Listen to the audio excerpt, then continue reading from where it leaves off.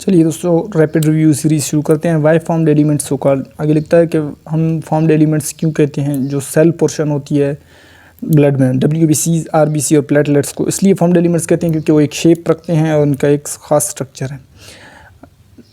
RBC, WBC and platelets are called formed elements because they have shape and form. Definition of haematocrit लिखता है percentage of blood cells which is RBC, WBC and platelets is called haematocrit. Normal value 40 to 45%।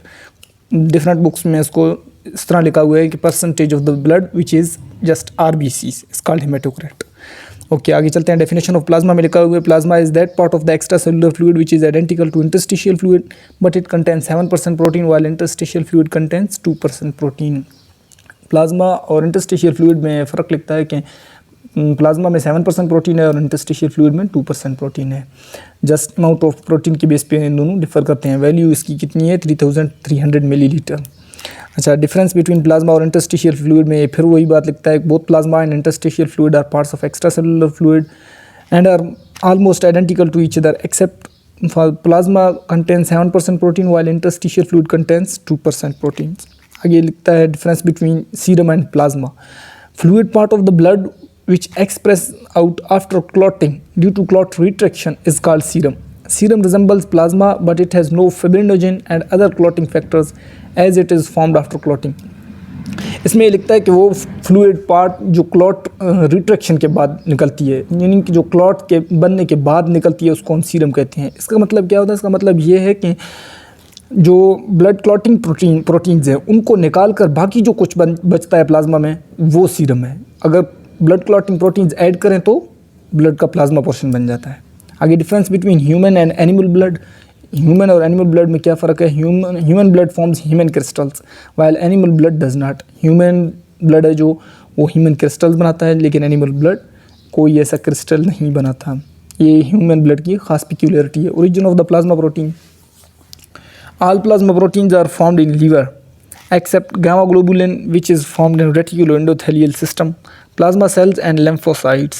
तमाम plasma proteins जो होते हैं वो liver में बनते हैं, सिर्फ गामा ग्लोबुलिन्स की, जो कि रेटिकुलोएंडोथेलियल सिस्टम में बनते हैं। गामा ग्लोबुलिन्स में खासकर कौन से?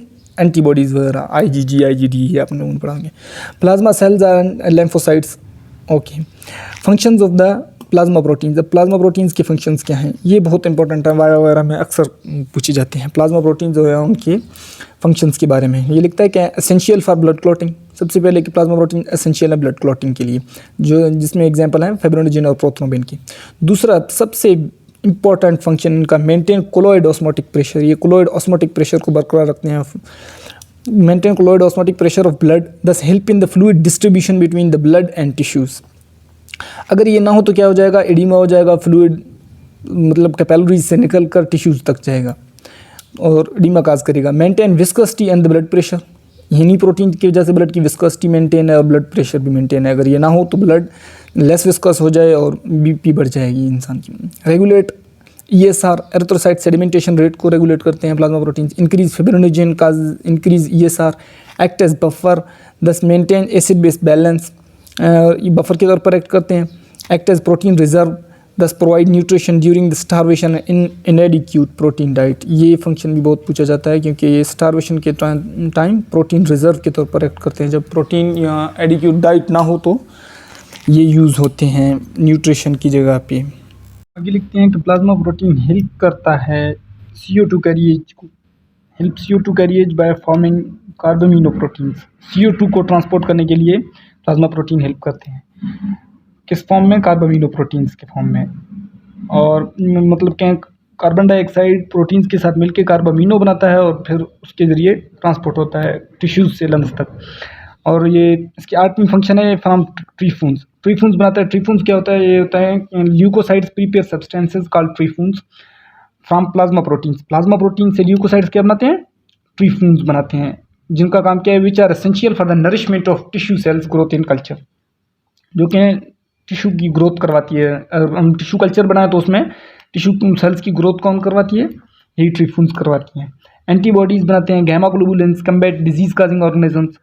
Okay, transport substances in blood, hormones, enzymes, iron, transferrin and copper, ceruloplasmin are transported by the globulin. तो ये तमाम ग्लोबुलिन के फंक्शन है। आखिर में ये क्या लिखता है कि हार्मोन्स भी, एंजाइम्स और आयरन और कॉपर ये तमाम प्लाज्मा प्रोटीन्स के जरिए ट्रांसपोर्ट होते हैं। Okay, next is Rolex formation. Aggregation of RBCs with each other are piling up of RBCs upon one another is called Rolex formation. Rolex formation क्या होती है? बेसिकली स्टैक्स बनाता है RBCs, इस तरह एक के ऊपर दूसरा, दूसरे के ऊपर तीसरा, इस तरह स्टैक्स बनाता है, उसको हम कहते हैं Rolex formation. Okay, specific gravity of blood कितनी है? Density of the blood divided by the density of water is called specific gravity of blood.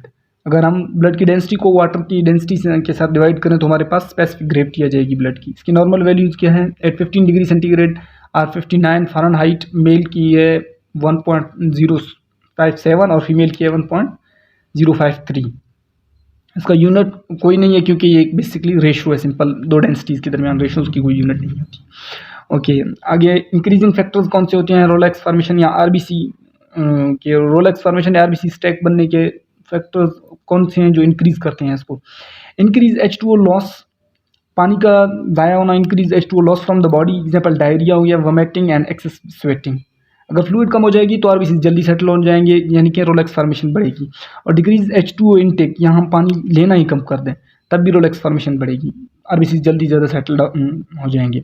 Shifting of fluid into tissues due to inflammation, कोई inflammation वगैरह की वजह से अगर fluid की shifting हो जाए टिश्यूज़ से तब भी रोलेक्स फॉर्मेशन का बनना इंक्रीज हो जाएगा। ये अब देखते हैं डिक्रीजिंग फैक्टर, किन सूरतों में ये कम होता है रोलेक्स फॉर्मेशन बनना।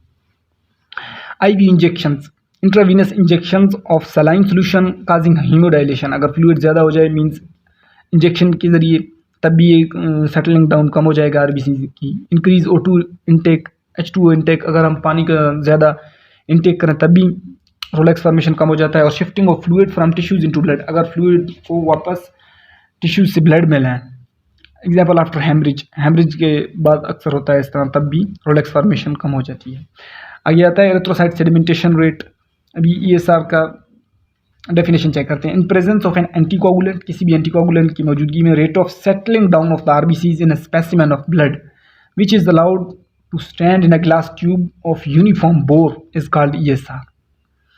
क्या कह रहा है कि किसी भी एंटीकोगुलेंट के प्रेजेंस में जो आरबीसीज का सेटल होना होता है किसी भी स्पेसिमेन में, किसी भी ग्लास ट्यूब में हमने ब्लड लिया, उसमें एंटीकोगुलेंट डाला तो कुछ देर बाद आरबीसीज का जो सेटलिंग डाउन हो गया ग्लास में विद अ यूनिफॉर्म बोर, जो सेटलिंग डाउन होती है उसको हम कहते हैं एरिथ्रोसाइट सेडिमेंटेशन रेट। आगे नोट में क्या लिखते हैं कि RBC settle down because they have heavier than the plasma. RBC इसलिए सेटल डाउन होती हैं क्योंकि वो अपने फ्लूइड पार्ट से ज़्यादा हैवियर होते हैं।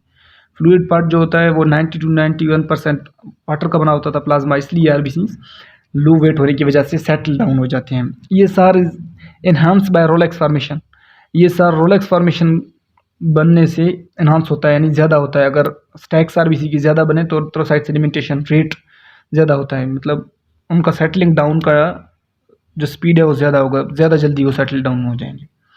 रीडिंग ऑफ ESR, अब हम ESR को किस तरह चेक करेंगे, किस तरह उसकी इंटरप्रिटेशन कर सकेंगे।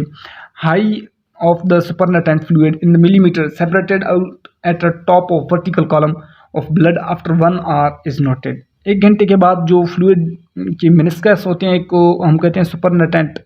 सुपरनेटेंट मतलब ऊपर वाला, जो फ्लूइड में जो ऊपर का रिंग बन रहा होता है उसको हम सुपरनेटेंट फ्लूइड कहते हैं। उसको 1 घंटे के बाद हम रीड करेंगे और वर्टिकल कॉलम में जहाँ तक वो होगा वो हम उसको एरिथ्रोसाइट सेडिमेंटेशन रेट के तौर पर डिनोट करेंगे।